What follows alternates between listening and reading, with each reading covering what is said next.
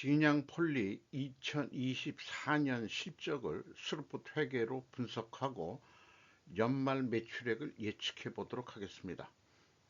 매출은 전년 대비 0.9% 감소했고 영업이익은 반대로 5.6%가 증가했습니다. 가공비 배부 재고자산 회전율은 31.3회전으로 높아졌고 PBR은 2.01 상태입니다. 분석 결과 재고자산 매출 원가 회계가 불투명하다고 진단합니다. 먼저 원가 회계 손익으로서 매출은 540억을 달성해서 전년보다 0.9% 감소했습니다. 가공비 배부 재고자산은 31.3%가 감소했습니다. 매출 감소보다 매우 높은 수준으로 재고를 감소시켰습니다. 매출원가를 더 1.3%더 낮게 감소시켜서 매출 총이익 1.4% 증가했고 판매관리비가 2.2% 증가했습니다만은 결과적으로 영업이익은 39억 7천만 원으로 0.3%가 증가했습니다. 영업이익률은 7.3%로 소수점 한 자리로 사사오입한다면 0.1%가 상승했습니다. 원가 생산성 상으로는 변동이 없고요.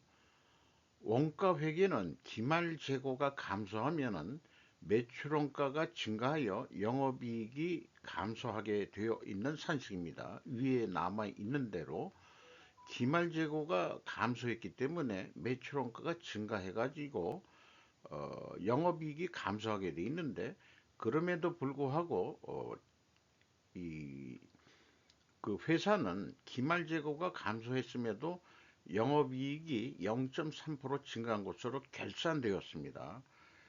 결산되었다는 얘기는 의도적인 부분이 있지 않느냐 하는 의구심을 저는 발동하게 됩니다.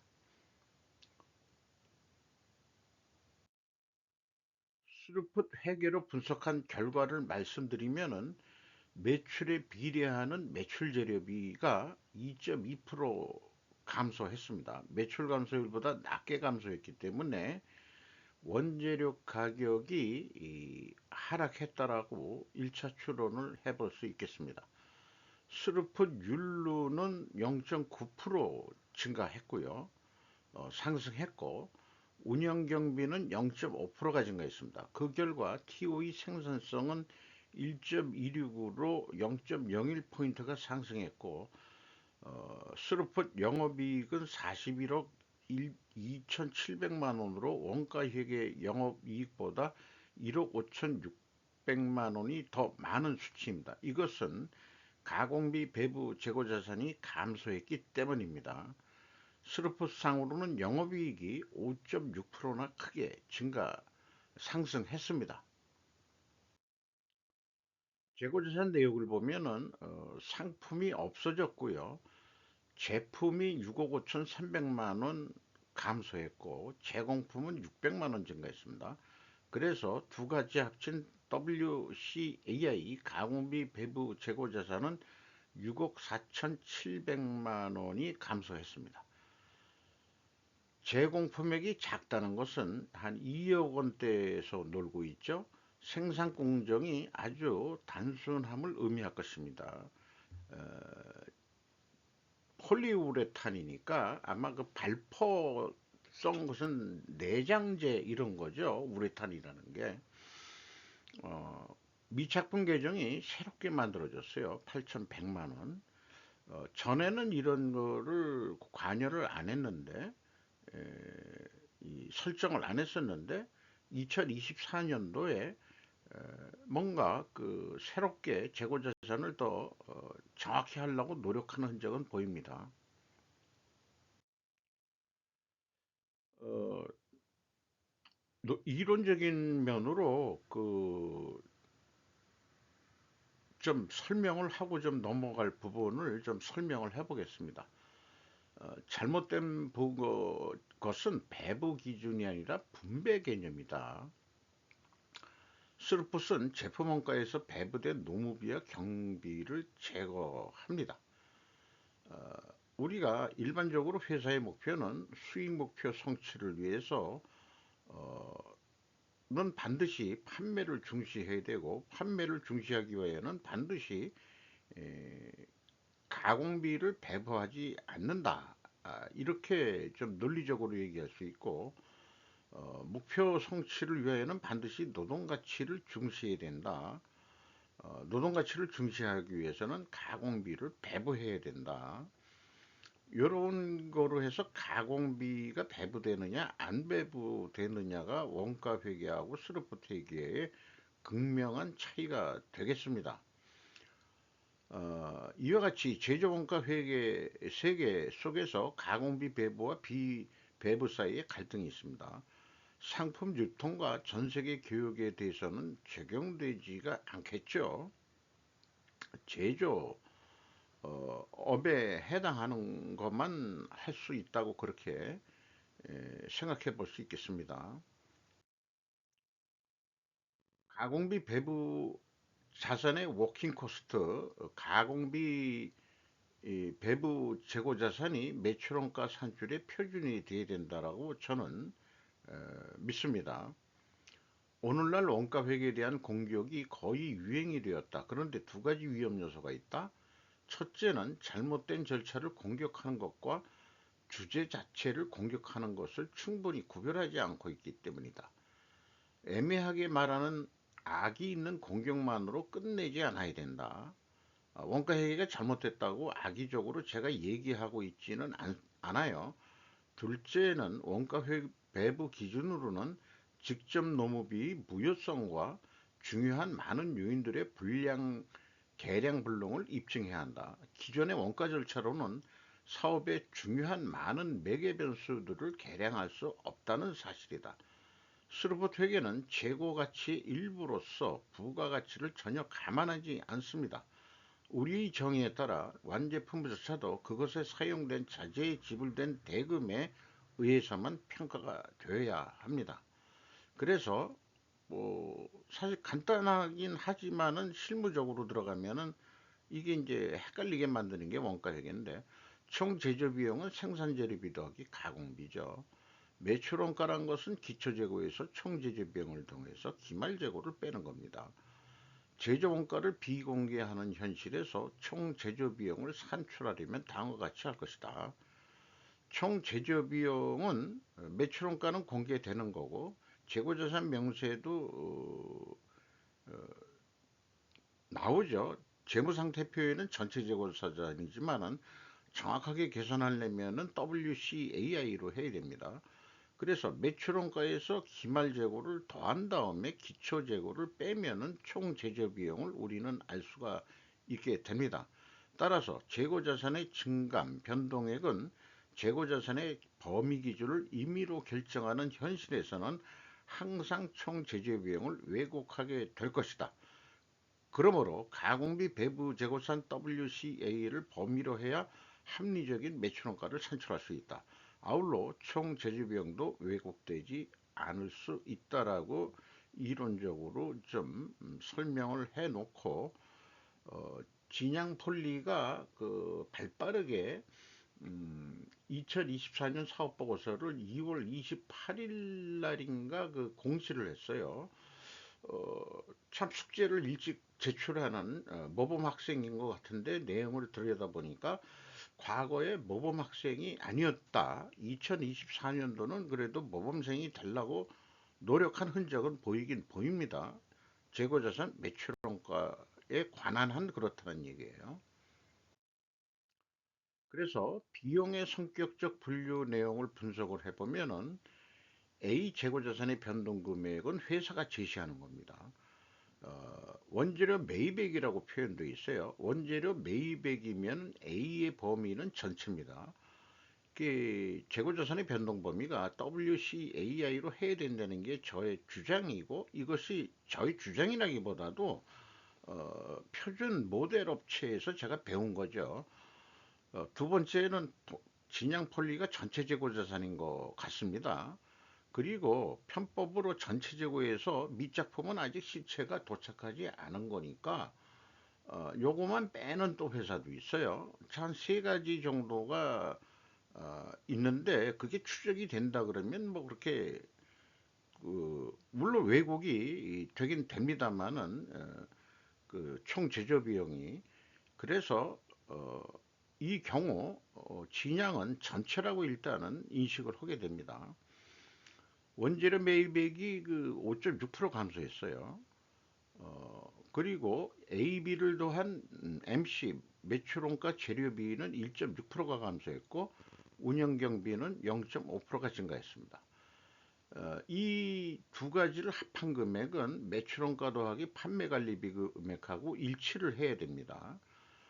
뒤에 100만 원 차이는 단지 단수 차이고 2023년도도 일치하는데 2024년도가 23억 8,400만 원 차이가 있습니다. 둘 중에 하나는 뭐가 분명히 됐는데 매출원가는 이미 공시된 거니까 비성분은 그 주석에 돼 있는 거니까 이 주석이 뭔가 잘못돼 있든가 매출원가가 잘못 계산됐든가 둘 중에 하나일 겁니다. 무엇이 잘못됐는지 그 금액이 추적할 수 있어야 되겠고 찾아내긴 했습니다. 2020년 2년도께 그때 잘못됐는데 보통 3년치를 그 공시하니까 2022년도 거도 수정해가지고 공시를 했어야 되지 않느냐 이렇게 생각이 되긴 됩니다만은 그걸 생략하고 어떻게 감사 보고서나 이런 게 패스가 돼가지고 공시가 됐는지 모르겠어요.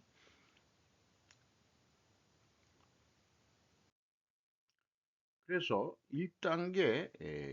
1단계는 그 WCA 증감 금액과 회사가 제시한 증감 금액이 일치하느냐를 보는 건데 WCA가 마이너스로 표현되는 것은 비성분 쪽에서는 플러스로 표현이 됩니다. 그런데 갭이 9억 4,500만 원 차이가 있습니다. 3년 연속 계속 이렇게 차이가 있다는 것은 분명히 어떤 기준이 뭔가 그 있다는 얘기인데 그 기준이 합리적인 건지 뭔지 어떻게 나온 금액인지 도저히 추적할 수가 없어요.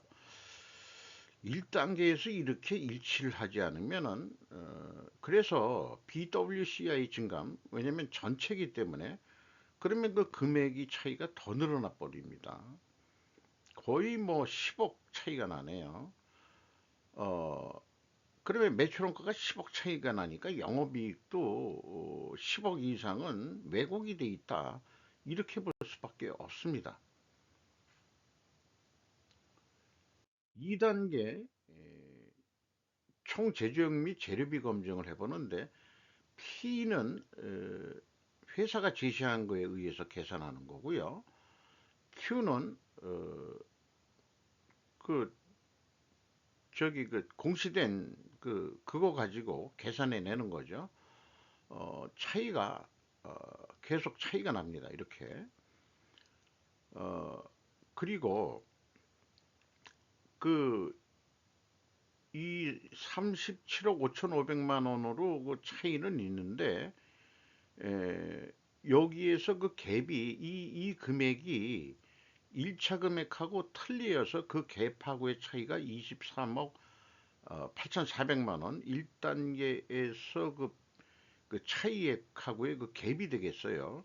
그러면은 그 비성분에서 갭이 나왔었죠. 그 이 똑같은 금액이. 그러니까 그 총 제조 비용, 그러니까 결국 재고 자산의 재료비가 잘못됐다. 2022년도에 그런 거를 얘기할 수 있겠습니다. 그 다음에 현금 흐름표 기준으로는 일치를 해야 되죠. 현금은 맞아야 되는데 지금 2023년도의 경우 어, 현금이 1억 7,100만 원 나갔으면은 1억 7천만 원만 증가해야 되는데 2억 4,500만 원 증가해가지고 7,500만 원이 더 증가했어요. 그러니까 재고가 7,500만 원어치 부풀려졌다. 한마디로 재고자산 회계와 매출원가가 불투명하다.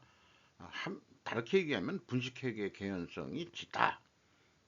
이렇게 얘기할 수 있겠습니다. 그리고 일반적으로 이 스루프 회계와 원가 회계의 갭이 검증이 됩니다. 갭이 1억 5,600만 원인데 가공비 배부 재고자산의 증감액에다가 가공비율을 곱하면 일치하게 나오게 되어 있습니다. 그런데 이게 지금 2022년도에 맞지가 않습니다. 어,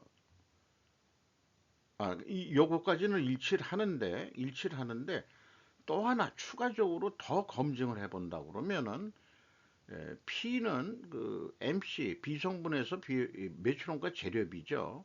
이렇게 계산이 됐었고 스루풋 매출 재료비로 계산하면은 이 금액도 일치를 해야 되는데 여기 차이가 나죠. 그래서 이 차이가 23억 300만 원입니다. 아까 전체 비성분의 2022년도의 갭이 23억 8,400만 원인데 8,100만 8천이 한 200만 원. 요게 미착품하고도 관련이 있는 것 같아요.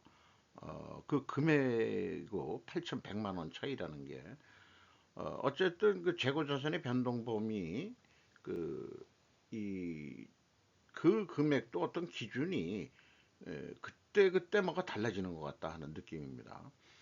2022년도 최종 갭은 총 제조 비용이 잘못되었음을 나타내고 있다. 또는 매출원가를 분식하게 했음을 의미한다. 이렇게 말씀드릴 수 있겠습니다. 운영경비로서 인건비가 55억 200만 원이 집행이 됐는데 0.4%가 감소했어요. 전체 금액이. 근데 직원은 95명으로 15명이 증가했습니다. 그러면 평균 임금은 엄청 떨어졌어요.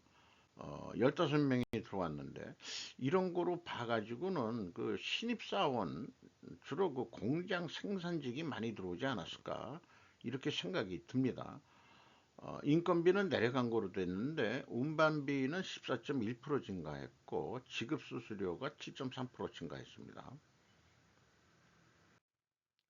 경영평가지표 저는 뭐 딱 두 가지만 핵심적으로 봅니다. 가공비 배부제거사선 회수율이 31.3회전으로 상승을 해가지고 43.6% 증가했습니다. 수르픈율도 0.86%가 상승했습니다.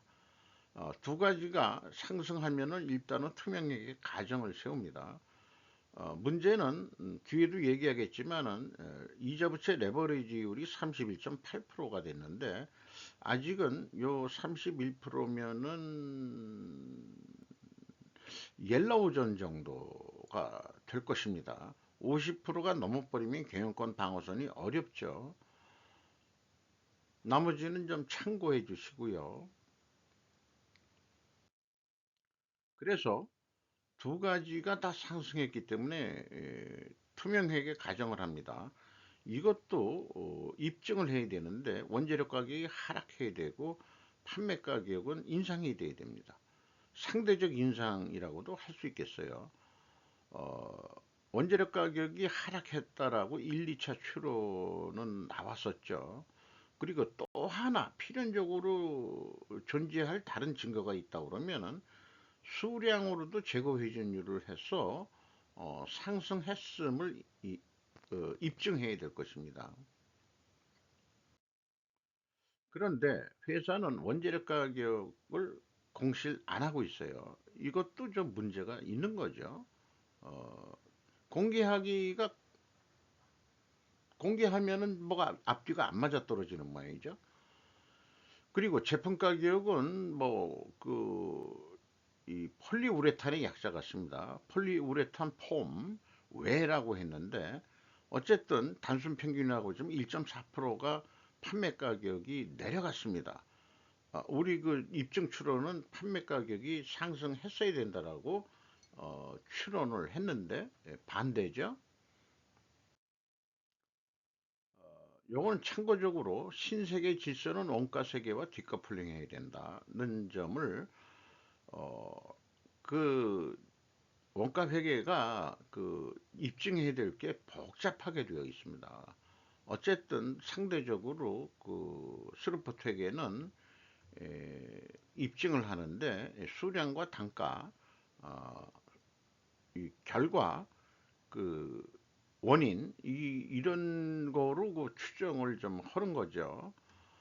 그래서 매출 재료비 원재료 가격 변동으로 추적을 하고 어, 수급 원재료 피원인 이런 거로 단가 증감을 좀 따지게 된다 이런 얘기죠. 또 운영 경비도 그다음에 또 따지게 되고 이렇게 됩니다. 근데 원가 회계는 자관 재고를 볼 수밖에 없는 거고 그런 차이점이 있다고 볼 수 있겠어요. 원가 손익 인과관계 효과적 분석을 위해서도 스루프트 회계로 개혁해야 한다. 효과적 분석은 실현 가능성 높은 전략 계획이 가능하다. 원가 회계로 나온 걸 가지고 그거를 또 계획을 세우려고 그러면은 생각할 변수들이 많아가지고 좀 복잡한 거죠. 근데 스로프트 회계는 상대적으로 좀 단순하다고 할 수 있겠습니다. 그래서 이제까지의 어떤 가격 변동에 대한 거를 요약 정리해 보면은 손익계산서에서는 원재료 가격 하락 1차 추론을 했고 비용의 성격적 분류에서도 원재료 가격 하락 2차 추론을 했는데 에, 재고 회전율하고 슬픈율이 동일 방향이라서 투명하게 가정을 했는데 이것도 입증을 하려면 입증 추론은 원재료 가격이 하락하고 판매 가격은 상대적으로 상승했어야 된다. 근데 원재료 가격을 비공개했고 판매 가격은 하락한 거로 돼 있으니까 추론 검증은 실패했다. 불가능하다. 그러니까 이 회계 투명성이 재고자산 매출원가 회계 투명성이 검증되지 않는다. 이렇게 말씀드릴 수 있겠습니다. 실적에 의해서 2023년보다도 99.1%뿐이 매출을 못 익혔어요.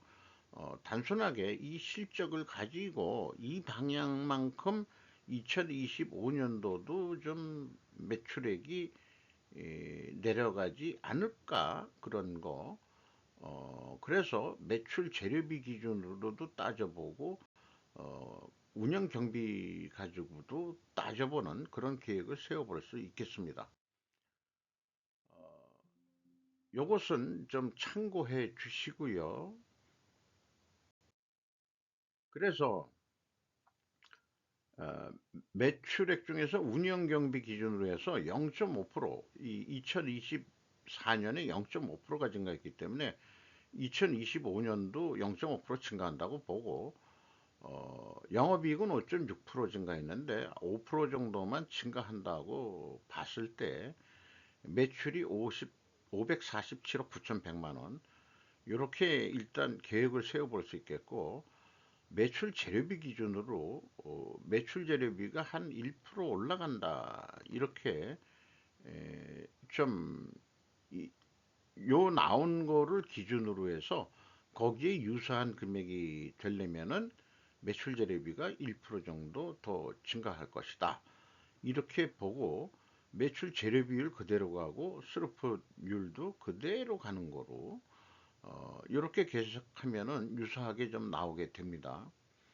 그래서 어, 2025년도 계획을 어, 545억 원으로 결정하기로 하고 그러면은 예상 이익이 영업이익이 41억 7,500만 원인데 우리가 조금 더 노력을 해서 재고 회전을 33회전을 한다면은 매출액은 574억 원을 달성해서 영업이익이 50억 원을 좀 넘길 수 있을 것이다. 이렇게 계획을 세워볼 수 있겠습니다. 그리고 이 재고 자산이 감소했을 때 그 예측도 어떤 트렌드가 나오는데 재고 회전율은 일반적으로 상승하게 돼 있고요. 원가 회계 영업이익보다 더 이익이 나오게 돼 있고 판매 예가도 원가 회계보다는 높게 나오게 되어 있습니다. 그래서 이것은 저는 원가 회계로 해야 디프레이션을 완화될 수 있다. 이렇게 믿습니다. 세후 현금 순이익으로 현금으로 얼마나 돈을 벌었냐? 1번 EAT 세후 현금 순이익, 손익계산은 뭐 30억 벌었다, 뭐 41억 벌었다, 뭐 이러지만은 실질적으로 현금식으로는 65억 9,100만 원 벌었습니다. 이것도 검증하는 방식이 있고요. 그 다음에 투하자본에 대한 현금 수익률은 떨어졌어요. 그 다음에 EMS 영업활동으로 전체 들어온 돈은 65억 700만 원, 최종 38억 2,400만 원 현금이 유출이 됐습니다. 이것도 검증하는 방법이 있고요. 그리고 캐펙스에 68억 70만 원, 700만 원, 68억 7천만 원이 저기 나갔는데 일반적으로 직원들이 그렇게 증가한 걸 보면은 생산 설비에 투자를 더 한 것 같습니다.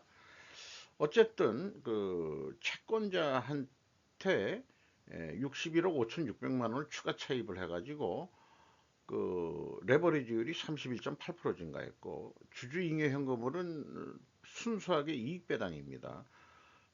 ROE로 5.2%나 되죠. 5.2% 배당률이면 꽤 높은 겁니다.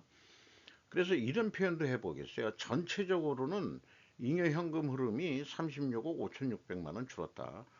이익 배당은 챙겨가면서 이자 부채 레버리지율은 올렸다라고도 표현해 볼 수 있겠습니다. 주주들은 좋아하겠죠. 근데 이자 부채는 늘어나는데 주가는 6,590만 원으로 50원이 내려갔어요. 2024년 연말보다. 그리고 최대 주주는 그 진양홀딩스가 50.5% 가지고 있고 PBR이 있는데 2.01에 해당하겠습니다. 크게 변동은 없습니다. 내려갔습니다. 거꾸로. 최대 주주가 KPX 또 홀딩스로 돼 있는데 양준영 씨라는 분이 11.77% 지분을 가지고 있습니다. 지배회사 KPX 홀딩스는 KPX 케미칼, 구 한국 포리얼과 KPX 화인 케미칼, 구 한국 화인 케미칼의 투자 사업 부분을 각각 분할함과 동시에 합병했다. 그러니까 그 KPX 홀딩스 밑에 그 어떤 그 화학 이런 그 우레탄, 내연제, 불연 이런 것들을 생산하는 주로 일반적으로 건축자재 업체 같아요. 이런 쪽으로 그 있는 그룹인 것 같습니다. 구독, 좋아요 부탁드리겠습니다.